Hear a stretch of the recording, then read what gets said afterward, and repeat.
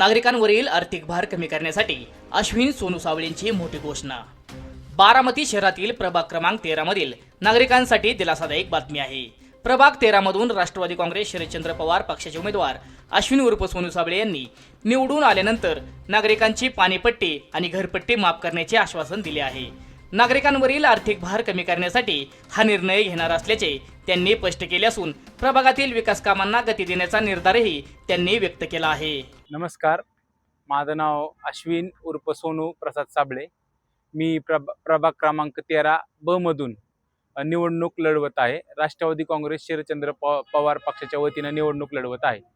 तर माझं असं विजन आहे की मी प्रभागातली पहिली स्वच्छता, दलित वस्तीत पहिल्यांदा लक्ष देऊन तिथली कामे, विकास कामे पूर्ण करणार, घरपट्टी पाणीपट्टी माफ करणार,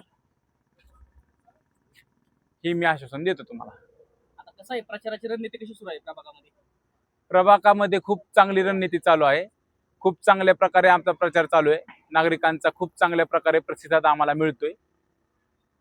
आता तुम्ही जे करताय प्रभागात, हां, तर मग रिस्पॉन्स कसा मिळतो लोकांचा? खूप चांगला रिस्पॉन्स आहे लोकांचा। लोक खूप म्हणजे खूप काय सांगू तुम्हाला, आता 21 तारखेला तुम्हाला समजेल की काय रिस्पॉन्स कसा होता। प्रचार दौरे सुरू आहेत, तुम्हाला काही समस्या जाणवतात तुमच्या प्रभागामध्ये? माझ्या प्रभागामध्ये दलित वस्तीमध्ये अजिबात सुधारणा झालेली नाहीये। दलित वस्तीमध्ये अजिबात विकास झालेला नाहीये। सर्वसामान्य लोकांचं हाल चाललेले आहेत तिथं। नागरिकांना काय आव्हान करणार?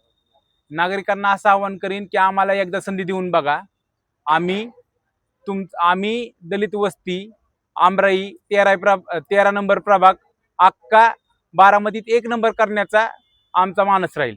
आंबेडकर वसाहत तुमच्या प्रभागात झालेली आहे। हां, ती सांगतात की आम्ही विकास केला, आंबेडकर वसाहत आम्ही बनवली। हां, ती तुम्हाला वाटत नाही का ती विकास झाला म्हणजे विचारायला? कसं आहे माहिती आहे का, डॉक्टर बाबासाहेब आंबेडकर वसाहत ही म्हाडा मार्फत बारामती नगर परिषद प्रोजेक्ट होता। या प्रोजेक्ट साठी साधारण 22 कोटीची तरतूद होती। त्यामध्ये 277 फ्लॅट व 22 गाळ्यांचे नियोजन होते। त्यासाठी म्हाडा मार्फत टेंडर निघाली, परंतु स्थानिक नगरसेवक यांच्या भ्रष्टाचारामुळे एकच इमारत इथं उभा राहिली आणि त्या इमारतीमध्ये 100 घरं तयार करण्यात आली आणि 13 कोटी रुपये खर्च झाला। या प्रोजेक्ट संदर्भात जे आता तुम्ही आम्हाला जी माहिती देताय की त्या लोकांना, त्या मतदारांपर्यंत तुम्ही ते स्कीम सांगितले का? आता आम्ही पोहोचवली बऱ्यापैकी। आमचा प्रचार भरपूर चालू आहे। अजून 4 दिवस आमच्याकडे आहेत, 4-5 दिवस। आम्ही 4-5 दिवसापर्यंत प्रत्येक घरात शेवटपर्यंत, आम्ही शेवटच्या व्यक्तीपर्यंत पोहोचून आम्ही आमचं विजन काय आहे ते त्यांना सांगणार आहे। कसा प्रतिसाद मिळतो तुम्हाला? खूप चांगला प्रतिसाद मिळतोय, खूप चांगला प्रतिसाद मिळतोय। प्रभाग नंबर 13 मध्ये जनतेने सोनू सावळेला का मतदान करावं? नवीन तडप तरुण उमेदवार आहे।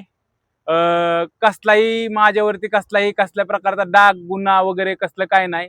एज्युकेशन माझं आहे, शिक्षण आहे आणि चांगले काम करायची माझी तयारी आहे। आणि मी बारामतीत 20 प्रभागांमध्ये माझा प्रभाग 1 नंबरला आणण्यासाठी काम करणार, म्हणून मला संधी द्यावी। साधारण आता तुम्ही विजयी झाल्यानंतर तुमच्या प्रभागामध्ये पहिली 3 कामं कोणती असणार आहेत? मी पहिल्यांदा घरपट्टी पाणीपट्टी माफ करणार आहे।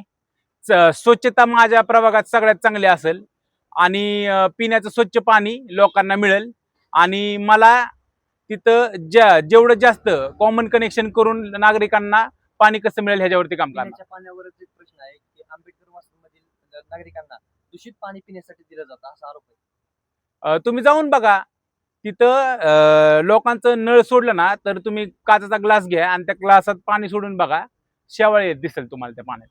तो बदल करणार का तुम्ही? 100%, 1001% करणार। पहिलं काम तर आंबेडकर वसाहतवर करणार आम्ही।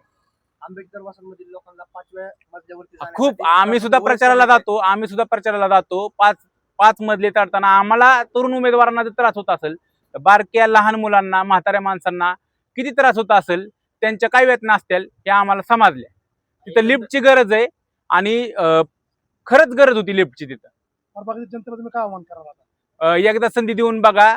पुढच्या वेळेस तुम्ही आम्हाला स्वतःहून सांगचाल की तुम्ही आमच्या प्रभागात उभा राहावा। सोनू सावळेला विजयाची खात्री किती टक्के आहे? मला 1001% विजयाची खात्री।